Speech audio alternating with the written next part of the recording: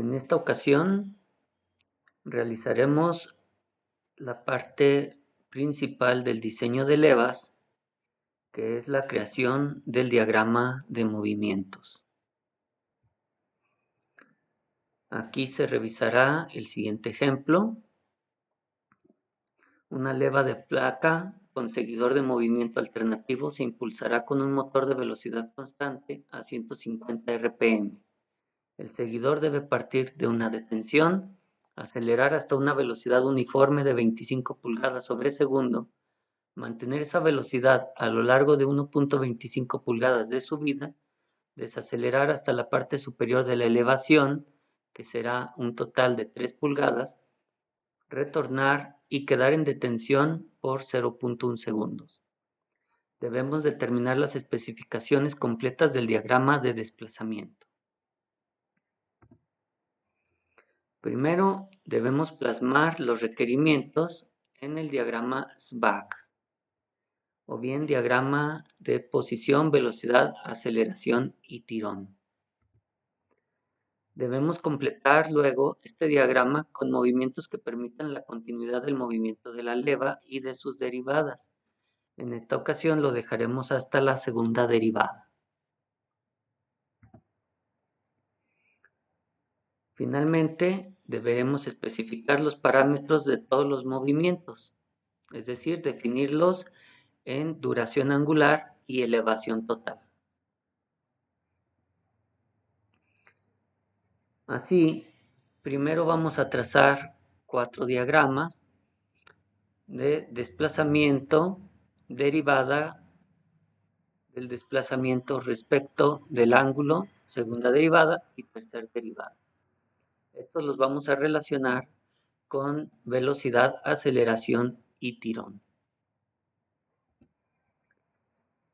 Nuestro primer dato es que el motor se mueve a velocidad constante de 150 RPM. Esto corresponde a una velocidad angular omega de 15.71 radian sobre segundo. Ahora, debido a que la velocidad es constante, podemos relacionar y punto con omega por y prima. El seguidor debe partir de una detención. Bueno, esto lo podemos poner en el diagrama. Así, parte de cero. Y además, como es una detención, sus derivadas también son cero. Ahora ponemos los puntos al final, igual que al inicio, porque el movimiento de la leva debe ser cíclico. Su parte inicial es la final.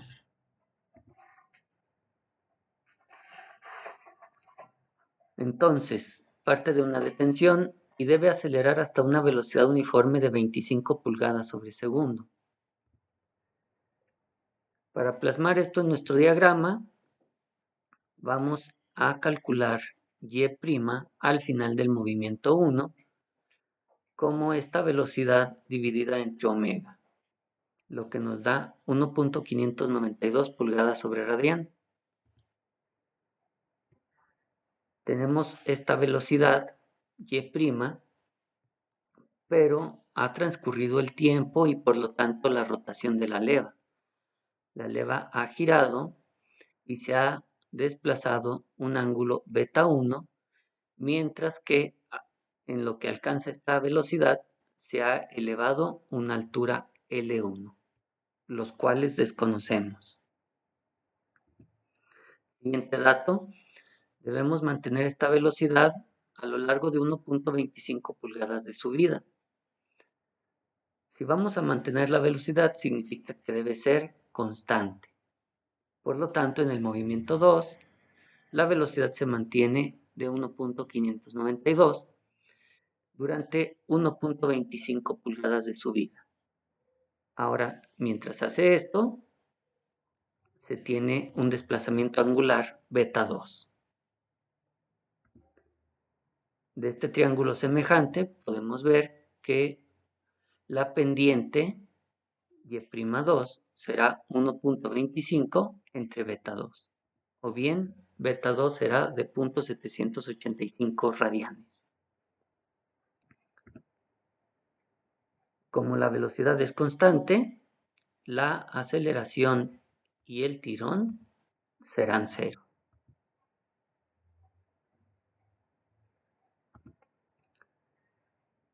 Luego debemos desacelerar hasta la parte superior de la elevación, donde la elevación será en total de 3 pulgadas. Bueno, en lo que desacelera hasta la elevación, tendremos otro desplazamiento angular de la leva, beta 3. Y habrá subido una altura L3 para dar un total de 3 pulgadas.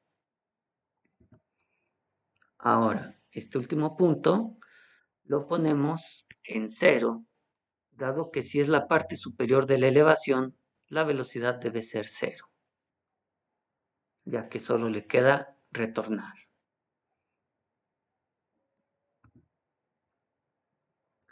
Luego va a retornar completamente, va a bajar las 3 pulgadas y quedará en detención por 0.1 segundos. Como podemos ver, al quedar en detención significa también que no tenemos velocidad, ni aceleración, ni tirón. ¿Cuánto vale beta 4?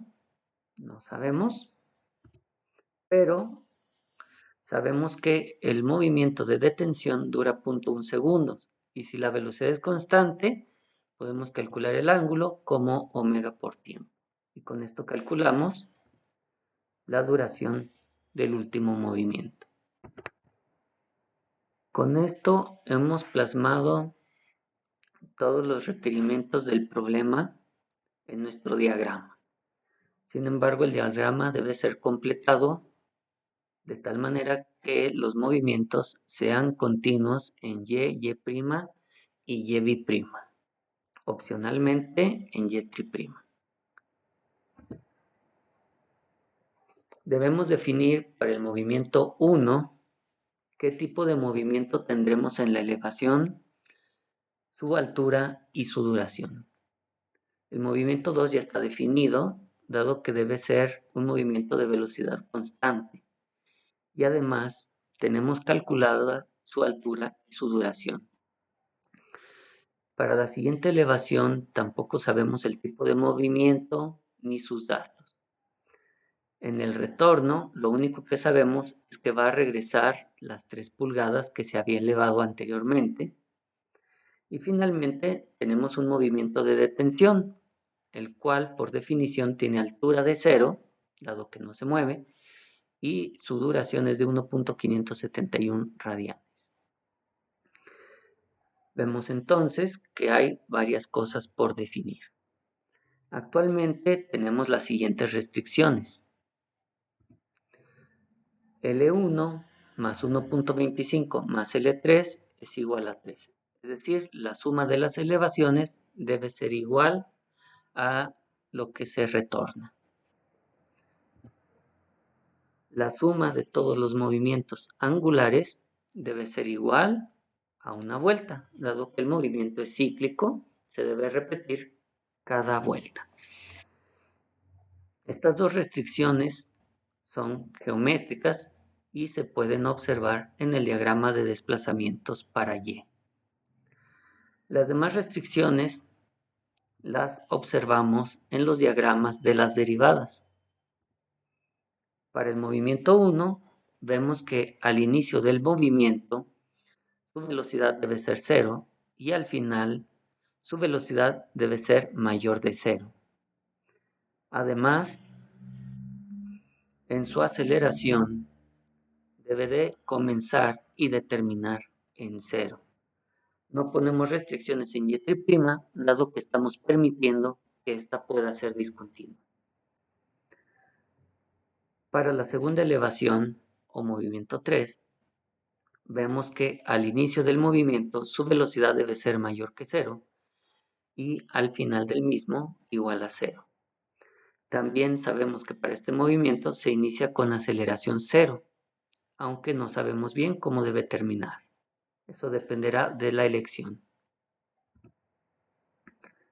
Para el movimiento 4, es decir, el retorno, sabemos que debe comenzar y terminar con velocidad cero y además debe terminar con aceleración cero. Si nos ponemos a revisar en los movimientos disponibles revisados en la presentación anterior, observamos que tanto un movimiento polinomial como un semicicloidal de subida inciso A pueden cumplir con nuestros requisitos. Para el movimiento 3, los movimientos posibles que pueden adecuarse son polinomial, semicicloidal de subida inciso B, en el cual la aceleración será cero al final del movimiento, o bien un semiarmónico de subida inciso B, en el cual la aceleración sería menor que cero al final del movimiento. Para el movimiento 4, cumplen movimiento polinomial, cicloidal de retorno, en el cual la aceleración al inicio del movimiento sería cero, o armónico modificado de retorno, para el cual la aceleración sería menor que cero en el inicio del movimiento. Así, si elegimos un movimiento semicicloidal de subida inciso B para el movimiento 3, debería empatarse con el cicloidal de retorno, o bien si elegimos semiarmónico de subida inciso B, este debería empatarse con armónico modificado de retorno. De nuestra elección dependerá la forma de proceder. Se pueden elegir únicamente movimientos polinomiales, se puede elegir solamente polinomial en el primer movimiento y en los segundos no, o bien se puede elegir semicicloidal de subida inciso A para el movimiento 1. Con esto ya quitamos una de las restricciones, pues ya la hemos usado para elegir el movimiento. En este caso, vamos a elegir para el movimiento 3 semiarmónico de subida, el cual debe empatar con un armónico modificado de retorno. Y al haber elegido los movimientos, quitamos las restricciones que correspondían a esto. Sin embargo, tenemos todavía incógnitas, pero hemos elegido los movimientos. Los plasmamos en nuestra tabla.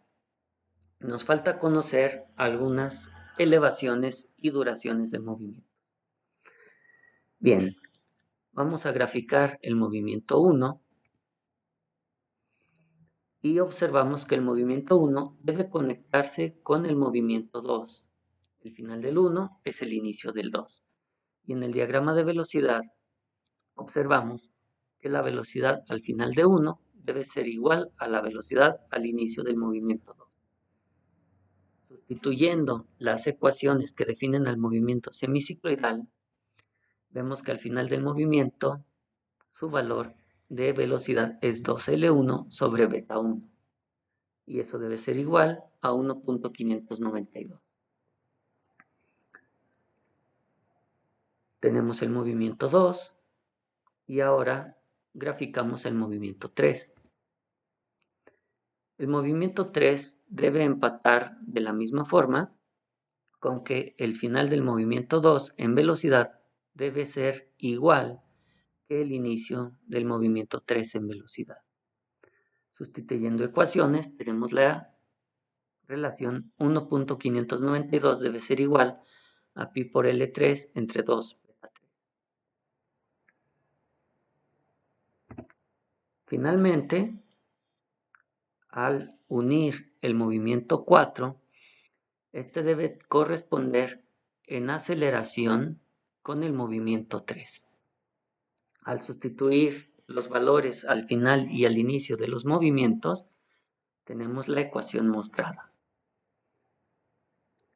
No podemos poner restricciones en donde los valores son cero, dado que si nosotros relacionamos la aceleración o la velocidad cero de uno y otro movimiento, lo único que obtendríamos es que cero de uno debe ser igual a cero del otro, es decir, cero igual a cero, lo que no nos da ninguna información.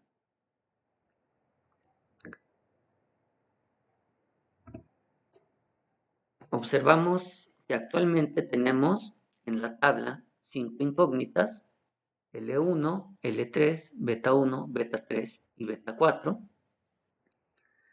Y tenemos 5 restricciones, lo que nos da 5 ecuaciones para 5 incógnitas. De la última ecuación debemos recordar que L4 es conocida. El sistema está completamente definido, por lo que solo hay que resolver. En caso de que hubiéramos elegido otro tipo de movimientos, podríamos habernos enfrentado a elección de variables libres, lo que es un poco más complejo, ya que dependiendo de nuestras elecciones serían las soluciones que obtendríamos. Aquí se muestra un pequeño consejo de cómo resolver estas ecuaciones. Una vez resueltas las ecuaciones, obtenemos los valores de las incógnitas. Estas incógnitas se graficaron en un programa computacional y se puede observar que los movimientos de Y, Y' y Y' son continuos. En Y' se observa aquí, acá y acá que es discontinua, tal y como lo habíamos considerado en el diseño de nuestro diagrama de movimientos. Sin embargo, cumplimos las restricciones de que al menos hasta Y', esto es continuo. Con esto hemos terminado la definición de los movimientos para el diseño de nuestra leva.